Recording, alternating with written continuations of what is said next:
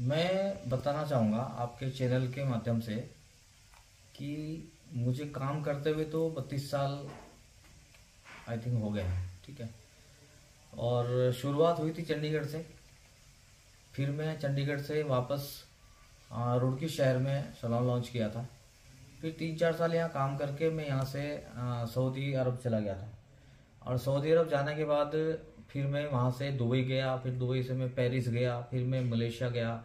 वापस में 2006 में आके हेयर फैशन नाम से मैंने सैलून रुड़की शहर में डाला था।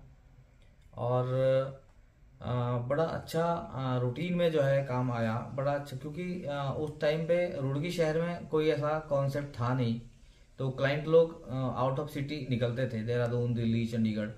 तो जब उनको वहाँ पे ऑप्शन मिला तो बड़ा अच्छा रिस्पॉन्स जो है माशाल्लाह मिला मुझे। और क्लाइंटेज भी मेरी बहुत ही मतलब बहुत प्यारी क्लाइंटेज है, रिस्पेक्टेड है, रॉयल क्लाइंटेज मेरे पास है। जिस मतलब ऐसी क्लाइंट है, यानी कि आप मान के चलो कि जो भी सलून ओपन होता है, हर एक ओनर उन कस्टमरों को अटेंड करने का तसव्वुर रखता है अपने मन में। मेरे पास आज भी वही क्लाइंटेज है। 20-20 साल से मेरे पास आज भी कस्टमर वही आते हैं लगभग। और जहाँ तक मैं समझता हूँ, जिन बच्चों के मैंने बाल काटे हैं आज उनके बच्चे हैं। और अगर मैं बात करता हूँ कामयाबी की, तो बच्चों को अच्छी शिक्षा देना ये मेरा कॉन्सेप्ट था कि इंडस्ट्री में नाम बनाए। इंडस्ट्री में नाम बनाने के बाद में जो है अपनी ज़रूरतों को, अपने बच्चों को एक अच्छी शिक्षा जो है दी जाए, उस पर मैंने तवज्जो दी है।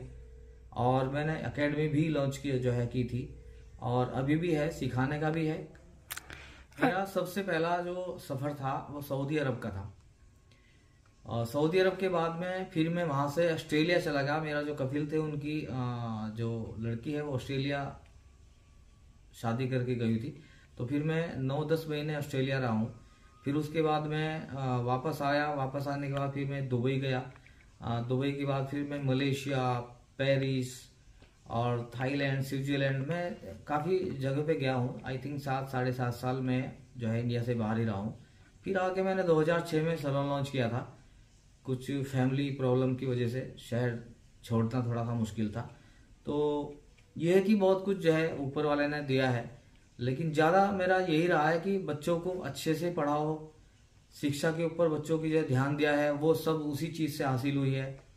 फिर अपने जो शौक थे, ज़रूरतें थी, वो सब वहाँ से पूरी हुई है। आज मेरे शहर में क्या, बाहर क्या, आज अगर मुझे कोई जानता है तो मेरे इस प्रोफेशन की वजह से मुझे जो है मेरा चेहरा जो है हर एक आदमी पहचानता है। पॉजिटिविटी यह है कि इंडस्ट्री बुरी नहीं है, बहुत अच्छी इंडस्ट्री है। और अच्छे अच्छे एजुकेटेड बच्चियां इस लाइन में जो है ना जा रहे हैं। और इंडस्ट्री ऐसी है कि ये कभी बूढ़ी नहीं होती। मेन पॉइंट ये है इसका कि ये कभी बूढ़ी नहीं होती। ये इंडस्ट्री ऐसी है कि ये हमेशा जो है ना जवान रहती है। बस सवाल ये है कि एक एजुकेशन के जरिए अगर हम इस काम को करते हैं तो एक परफेक्शन हाथ में आता है। और अगर जो हम देखते हैं जो बच्चे बच्ची देखा देखी से काम करके, छोटे मोटे सलून पे काम करके इंडस्ट्री में जो काम कर रहे हैं, उससे थोड़ा सा कॉन्सेप्ट चेंज हुआ है। आज से 15 साल पहले कॉन्सेप्ट कुछ और था, आज कॉन्सेप्ट कुछ और है। अब अगर आप सवाल करेंगे कि कॉन्सेप्ट बदला कैसे है, कटिंग वही थी, कलर वही थे, काम करने वाले भी जो है लोग थे, आज भी हैं, नई नई जनरेशन भी आ रही है। तो अगर मैं कॉन्सेप्ट की बात करूं, मतलब मैं उस कॉन्सेप्ट पे नहीं चल पाया। रीज़न ये है कि मुझसे नहीं होती वो चीज़ें कि सलून अच्छा बनाओ और सेकंड कॉपी, थर्ड कॉपी ये प्रोडक्ट ला करके जो है कॉस्मेटिक जो है यूज़ करो और फिर कस्टमरों को पैकेज के नाम पे गुमराह करो। ये चीज़ मैं नहीं कर पाता। ये मैं आज भी नहीं करता, ना मैं उस वक्त करता था। तो ये क्योंकि आज 80% क्लाइंट, जहाँ तक मैं समझता हूँ, किसी को शायद मेरी बात मतलब बुरी ना लगे, मैं माफ़ी चाहूँगा इस चीज़ के लिए, तो 80% जो क्लाइंटेज हैं वो सस्ते पैकेज और सस्ती चीज़ें जो है ना ढूंढते हैं। तो हेयर ड्रेसर भी उसी तरफ उनको जो है ना लेके जा रहा है। क्योंकि जब सस्ते पैकेज निकलेंगे, सस्ते काम होंगे, तो जाहिर है फिर वो थर्ड कॉपी और फर्स्ट कॉपी की साइड ही जो है कॉस्मेटिक्स को लेके आएंगे, अपने आप को लेके आएंगे पैकेज देने के लिए। मैंने कभी इस कॉन्सेप्ट पे काम नहीं किया। कोई पैकेज का सिस्टम नहीं है, क्योंकि मुझे पता है कि मैं अगर पैकेज निकालूंगा तो जाहिर है मुझे जो है सस्ते की तरफ क्लाइंट को बुलाना पड़ेगा। तो फिर वो क्राउड भी ऐसा ही होगा, फिर वो प्रोडक्ट भी ऐसे ही होंगे, फिर वो सर्विसेज करने वाले बच्चे बच्ची वो भी ऐसे ही होंगे। तो मैं चाहता हूँ कि काम छोटा हो या बड़ा हो, उसे एक परफेक्शन के साथ जो है आई थिंक किया जाए, तो एक स्टैंडर्ड अलग ही होता है ना। तो सबसे पहले तो एजुकेशन है। अगर हमारी एजुकेशन अच्छी है, एजुकेशन के बाद हम अगर इंडस्ट्री में एंटर होते हैं तो एकेडमियों के जरिए उनको इस जो है इंडस्ट्री में आना चाहिए। अपनी शुरुआत किसी सलून से ना सीख करके, बल्कि इंडस्ट्री के अंदर जो एकेडमीज खुली हुई है वहां से एजुकेशन हासिल करे, ठीक है। अपनी ग्रेजुएशन करे, पढ़ाई पूरी करे, फिर उसके बाद आए। लोग बच्चे बहुत आ रहे हैं इसी तरीके से। तो उनका जो काम करने का एक कॉन्सेप्ट होता है ना, क्योंकि अगर आदमी की एजुकेशन होगी तो उसकी थ्योरी अच्छी होगी, और थ्योरी अच्छी होगी तो उसकी काउंसलिंग भी अच्छी होगी। काउंसलिंग अच्छी होगी तो क्लाइंट इंप्रेस होगा, फिर काम करने का एक सलीका अलग होगा, है ना। तो मैं जहां तक समझता हूं आज 80% जो हमारी इंडस्ट्री में है वो कम एजुकेशन है। कि कामयाबी मिलेगी उनको, एक वहां से प्लेटफॉर्म मिलता है, लेकिन उससे आगे बहुत लंबी लाइन है। अगर हम जैसे आप कह रहे हो कि गवर्नमेंट की तरफ से जो है वो क्लासेस होती है, तो जो पढ़ाने वाली जो टीचर है ना वो भी अनएजुकेटेड है। अनएजुकेटेड इन द सेंस मेरे प्रोफेशन की, उनको उस लेवल का एक्सपीरियंस नहीं है कि छोटा मोटा जो है ना एक यानी कि काम उनको अनप्रोफेशनल उनके हाथ होता है। मेरे पास बहुत से लड़के लड़कियां इंटरव्यू के लिए आते हैं, वो बोलते हैं कि 8 साल हो गए काम करते हुए, और मैं देखता हूँ कि उनका क्लिनिंग पार्ट भी जो है ना बेसिक पार्ट भी उनका जो है परफेक्शन नहीं है। तो इससे बहुत फर्क पड़ता है। अगर एकेडमी से अगर अच्छी एजुकेटेड एकेडमी से बच्चा आ रहा है तो उसका बात करने का ढंग, क्लाइंट के साथ खड़े होने का ढंग, क्लाइंट की रिस्पेक्ट करने का तरीका, काम करने का तरीका, वो एक डिफरेंट होता है। तो ये देखिए काम जो है ना घूम के वहीं से वहीं जो है आता रहता है। जो हेयर कट पहले थे आज उनके नाम चेंज कर दिए, बट कट जहां तक मैं समझता हूँ थोड़ा सा एक जो है ना वो नीटनेस में चेंजेस होती है, स्टाइलिंग में चेंजेस आती है। लेकिन कट जो पहले थे, हर एक हेयर ड्रेसर ने अपने अपने एक नाम अलग अलग जो है रखे हुए हैं हेयर कट्स के। अदरवाइज शौक जिस तरह से लोग पहले करते थे आज भी करते हैं। आज थोड़ा फैशन ज्यादा एडवांस है। जैसे अगर हम कलर की तरफ आते हैं, देखो मेरी इंडस्ट्री में अगर कोई सर्विस टिपिकल है तो वो कलर का है ना। तो कलर जैसे पहले नहीं थे, पहले सीधा साधा बेस कलर कर दिया, हाईलाइटिंग कर दी। आज क्या है, आज बालियाज कर दो, ओमरे कर दो, है जी क्या बोलते हैं, डिफरेंट तरह के जो है कलर है। टिपिकल सर्विस मैं जब समझता हूँ तो जो है ना आई थिंक मेरी इंडस्ट्री में वो कलर का है। पहले यही था, थोड़ी देर पहले यही कहा है कि अनएजुकेटेड में और एजुकेटेड में काम करने का ये फर्क होता है।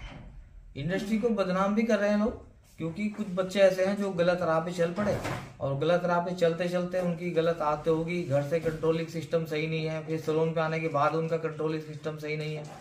तो उस वजह से कुछ बच्चे हैं ऐसे जो यानी कि आउट चलने लगे, उसकी वजह से इंडस्ट्री बदनाम भी हो रही है। और दूसरा ये है कि जो है हर तरह का ही है इंडस्ट्री में। मैं ये नहीं कहता कि गलत ही लोग हैं, बहुत अच्छे लोग हैं जिन्होंने बहुत जो है प्रोग्रेस की है, तरक्की की है। सर्जरी का जो कॉन्सेप्ट है वो एक अलग कॉन्सेप्ट है, वो मेडिकेटेड आ गया लाइन में।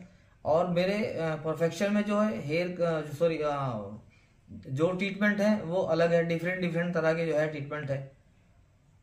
सर्जरी स्किन का अंडर वर्क है और फेशियल जो है अंडर ट्रीटमेंट है। तो ये दोनों चीजें अलग अलग है। लेकिन बहुत सारे सैलूनों में हैं जो सर्जरी का, मेरे ख्याल से जहां तक मैं समझता हूँ जो बड़े लेवल की ब्रांड है वहाँ सर्जरी सिस्टम मुझे लगता नहीं हो, बट ये डॉक्टरी लाइन का है, वो भी कर रहे हैं। उनकी लाइन पे वो चल रहा है, हमारी लाइन पे अलग, हमारा अपना अलग कॉन्सेप्ट चल रहा है। फेशियल्स का है, स्किन ट्रीटमेंट्स हैं, चाहे पिगमेंटेशन ट्रीटमेंट्स हैं और पिंपल्स ट्रीटमेंट्स हैं। बहुत सारे हैं ऐसे प्रोडक्ट जो नए लॉन्च हुए हैं। टेक्नोलॉजी बड़ी एडवांस है। पहले एक आंकड़े के साथ फेशियल को डिसाइड करते थे, है ना, कि कौन सा फेशियल करेंगे। आज टूल्स जो है डिजाइन करते हैं। इस जो है क्लाइंट की एज, उसका एज फैक्टर देखना है, फिर उसका स्किन टेक्सचर देखना है, फिर उसका मसल्स स्ट्रॉन्ग है नहीं है वो देखना है। वो सारी चीजें देख करके फेशियल्स जो है डिजाइन होते हैं। तो पहले क्या था कि पहले एक आंकड़ा था, कस्टमर है कि मुझे शहनाज कराना है, क्योंकि 2-3 कंपनियों के नाम थे, लोग उन्हीं को जानते थे। तो कस्टमर है कि मुझे शहनाज कराना है। गर्मी का मौसम है, सांवले रंग की क्लाइंट है, वो कह रही मुझे शहनाज गोल्ड कराना है, ठीक है। तो अगर मैं टेक्निकल बात करूं तो जो है साउली स्किन पे शहनाज गोल्ड फेशियल का लॉजिक कोई नहीं। लेकिन क्या था कॉन्सेप्ट कि कस्टमर ने आया, कस्टमर ने बोला कि मुझे ये फेशियल कराना, तो उठा के कर दिया। आज क्या है कि आज टेक्निकल सपोर्ट बहुत है ना, टूल्स निकले हैं, अच्छी अच्छी कंपनियां हैं, उनके टूल्स हैं। अगर मैं जेन्युइन प्रोडक्ट की बात करूं तो प्रॉपर वो अपनी उसकी ट्रेनिंग देते हैं, इन सलून ट्रेनिंग प्रोवाइड करते हैं। मुझे तो बहुत हुई है, मेरे सलून पे तो बहुत ट्रेनिंग है जो है हुई है कंपनी की तरफ से, कंपनियों की काफी सपोर्ट रही है। और जो है उसके लिए कंपनी ने जो है डेमो कराई है सलून पे। तो यानी कि प्रोडक्ट लेना और फिर उसके बाद में प्रोडक्ट के साथ में उसकी डिस्काउंटिंग परसेंटेज का लालच ना करते हुए मैं लालच करता हूं कि मेरे स्टाफ को जो है टेक्निकल सपोर्ट मिले, ताकि वो क्लाइंट को सही टाइम पे सही चीज दे सके। मेरा यादगार पल, मैं 4th एनिवर्सरी मना रहा था अपने सैलून की, थिंक 2009 या 2011 में, मुझे अच्छे से याद नहीं है। तो मैं ऐसे स्टेज पे खड़ा हुआ जो है बात कर रहा था, और मेरी स्टार्टिंग थी मेरे शहर में। तो मैं खड़े होकर के थोड़ा सा अपना जो है जिंदगी का एक्सपीरियंस जो है बाइट कर रहा था मैं। तो मैंने जब बोला कि मैंने इस इंडस्ट्री में ये कमाया है, वो कमाया है, इतनी क्लाइंटेज है, इतना वो है, तो जब मैं ये बात कर रहा था तो मजमे में से एक मेरी क्लाइंट थी, 200 लेडीजों का प्रोग्राम मैंने वो किया था। बहुत मैंने बताया पहले भी, क्लाइंट मेरी माशाल्लाह बहुत जो है प्यारी है। तो जब मैं बात करने लगा तो बीच में से एक लेडीज ने आके हाथ उठाया, उसने कहा कि बेटा मैं बोल सकती हूँ, तो मैंने मैक उनके पास पहुंचाया। तो उन्होंने मुझे जो कहा था कि फेवरेल था, हमारे यहाँ एक सेंटेंस स्कूल है, तो सेंटेंस स्कूल का फेवरेल था। तो मेरे पास 200 से 250 लड़कियों का जो है ना बुकिंग था। तो मेरे पास मैंने सबको जो है मैसेज किया कि जिस दिन फेवरेल है उसके पहले दिन आके अपना हेयर स्टाइलिंग करा जाओ। तो मैंने उनका पहले दिन आके हेयर स्टाइलिंग का काम जो है कंप्लीट किया, क्योंकि हम जो है ना 1 बजे तक इतने मेकअप्स वगैरह कर नहीं सकते, इतने बच्चों को रेडी कर नहीं सकते थे। तो मेरे पास 11:30 या 12 बजे का टाइम था नाइट का। तो मैं उस टाइम काम कर रहा था। तो एक लेडीज ने उठाया जो है ना, मुझे मेरे को माइक पे ये चीज बोली कि आपने बेटा आपने कमाया क्या है ये तो मैं नहीं जानती, लेकिन जो आपने कमाया है वो मेन पॉइंट है। तो कहने लगे मेरे हस्बैंड जो है ना थोड़े से रात को जो है वो ड्रिंक व्रिंक करके जो है फिट हो जाते हैं। तो उन्होंने फोन किया बिटिया को, और बिटिया से पूछा कि कहाँ है तो अब तक, इतना टाइम हो गया है, 12 बज गए। तो बिटिया ने कहा कि मैं सैलून पे हूँ। कैसा कौन सा सैलून है जो रुड़की के अंदर खुल रहा है? तो कह रहे जब बिटिया ने इधर से फोन पे कहा कि पापा मैं हेयर फैशन वाले भैया के पास हूँ, तो उस कस्टमर ने जो है उसने उस लड़की के पापा ने फोन अपनी वाइफ के हाथ में दे के बोला, कहने लगे वो तो मेरा बच्चा है, वो छोड़ देगा वहां, तो बेफिक्र है, कोई बात नहीं, आ जाएगी। तो मैंने जो जहां तक मैं समझता हूँ ये चीज मैं कभी नहीं भूलता। बहुत सारे कस्टमर है जो बड़ा आशीर्वाद भी दे के जाते हैं, खुश होके जाते हैं, जो आते हैं वो मेरी फैमिली की तरह है मैक्सिमम लोग ना। तो वो पल मुझे कभी नहीं भूलता कि तूने जो कमाया है ना वो ये कमाया है कि 12 बजे भी अगर हमारे बच्चे तेरे पास बैठे हुए हैं तो हम कंफर्टेबल फील करते हैं कि अच्छी जगह बैठे हैं। मेरा संदेश यही है कि जहां भी आप जाए ना वहां स्कीम और पैकेज के चक्कर में ना पड़ के, बल्कि जो है ना सर्विसेज के और वहां के एटमॉस्फेयर के बारे में आप ध्यान दें जाने से पहले। ये नहीं कि सस्ता हो रहा है एवं किसी जगह जाके बैठ जाए सस्ते के चक्कर में। तो मेरा संदेश जो है ना यही है कि पैकेज के चक्कर में ना रहें, जेन्युइन जगह जाएं। आपकी स्किन का साथ जो है ना खिलवाड़ करना, हेयर के साथ खिलवाड़ करना, ये मेरी नज़र में मैं नहीं मानता कि ये सही है। और मैं अपने लिए भी और अपनी इंडस्ट्री के लोगों के लिए भी ये बोलता हूँ कि आप 10 रुपये भले ही महंगा कर दो काम, लेकिन चैटिंगबाजी मत करो कि प्रोडक्ट कुछ और है, बोतल कुछ और है और सस्ता पैकेज निकाल रखे हैं और आप लोगों का बेवकूफ़ बना रहे हैं। इस चीज़ से मैं अपने सैलून इंडस्ट्री के लोगों को भी ये जो है